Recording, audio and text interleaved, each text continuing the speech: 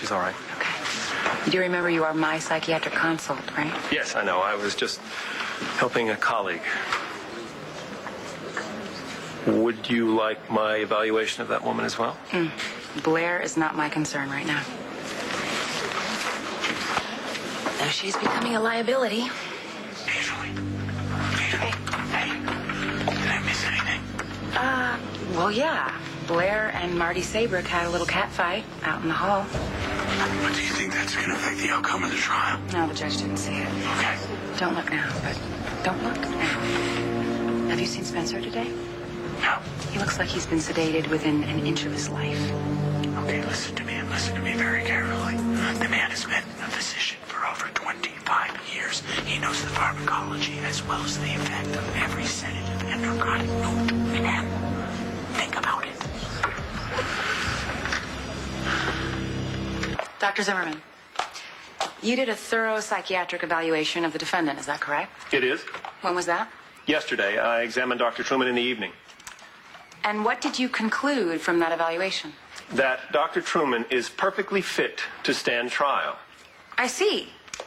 So, what in the world do you make of the defendant's emotional collapse in the courtroom yesterday? Well, based on the transcripts, I believe the defendant was deliberately provoked by his own attorney. Based on Dr. Truman's psychological profile, I can say with absolute authority that Dr. Truman knows the difference between right and wrong and should be held accountable for the murder of which he is accused. Objection. My client has not been proven guilty. Sustained. A simpler answer to the question would be the defendant is in sufficient possession of his faculties as to be held accountable for his actions. So, you believe that Dr. Truman is sane?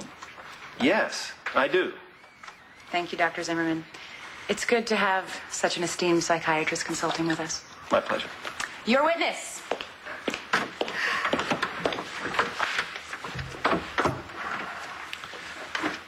You had never met my client, Dr. Truman, before yesterday, had you? No. And you spent how much time with him?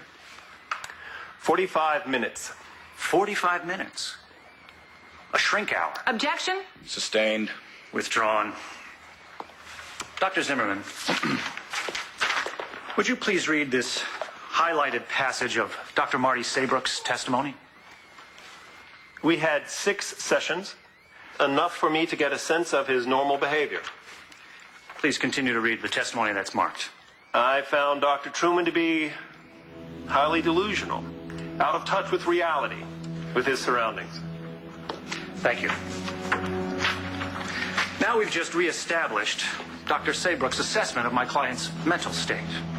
She met with him 6 times, so let's see, that's the equivalent of about a month and a half of therapy, if you average once a week. Is that correct? That sounds right. And you testify unequivocally that my client is totally sane, fit to stand trial, able to make moral judgments based on all of 45 minutes with him? Well, I was only called in yesterday. 17 hours with the defendant would not have been possible. Of course not. No further questions. What is wrong with you? Does the defense have any other witnesses? No, Your Honor. The defense rests. Very well. I see no reason to drag out these proceedings. I've made my decision. It is the determination of this court that Dr. Spencer Truman is indeed fit to stand trial. We will adjourn for 15 minutes, at which time the jury will be brought back in and closing statements may be made. All rise.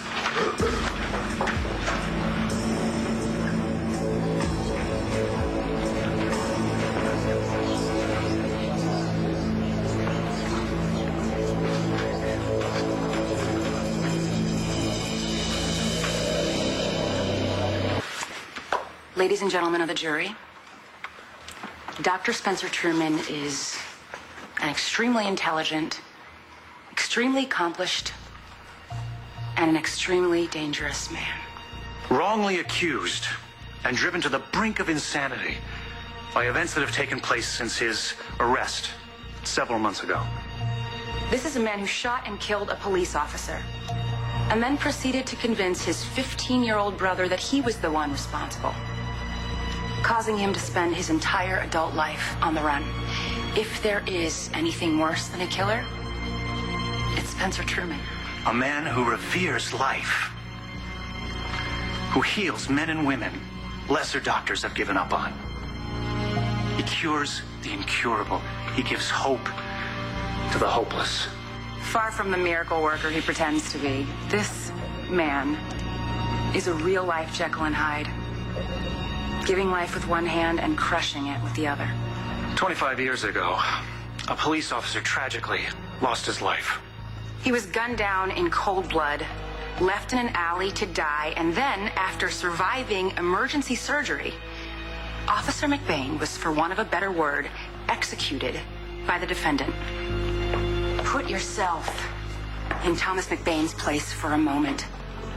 Looking into the face of his doctor and seeing his shooter, helpless, doomed, and the only life Dr. Truman cared about saving in that moment, ladies and gentlemen, was his own. Where is the proof? The testimony of the ne'er-do-well ex-con brother, a convicted felon? Or the bitter, disgraced ex-wife? Or Blair Kramer, the unbalanced ex-lover? Herself a virtual adulteress. Spencer Truman saved her son's life. And then he manipulated that poor woman into turning against the man she loves. A healer, not a killer. A killer in the guise of a healer. He used his undisputed gifts. Not for good, but to literally get away with murder. This entire proceeding has been nothing more than an elaborate attempt at character assassination. And I'm asking you to put a stop to it. End this monster's reign of terror. Hold him accountable for the crimes he's committed. The law says you cannot convict on the basis of hearsay and circumstantial evidence. But overwhelming circumstance can't be denied. And it doesn't matter how many advanced degrees Dr. Truman has. He murdered Thomas McBain. So all he is a cop killer. The untimely death of Thomas McBain was a tragedy, but not just for his family. For this man as well, who stands to lose everything. Eve and Michael and John McBain have waited 25 years for justice. Don't let them down. You have no choice. The prosecution's case is riddled with reasonable doubt, which means by law you must Return a verdict of not guilty. guilty of murder in the first degree.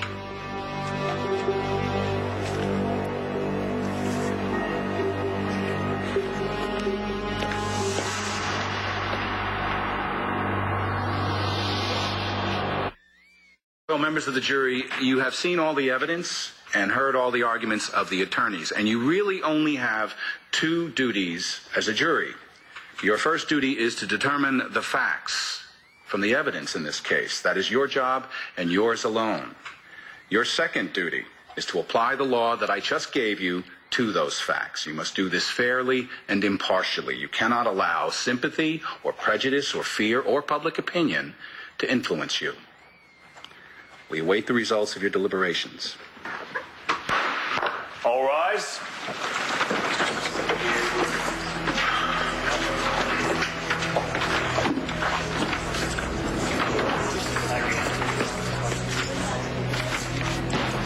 Good action, sir.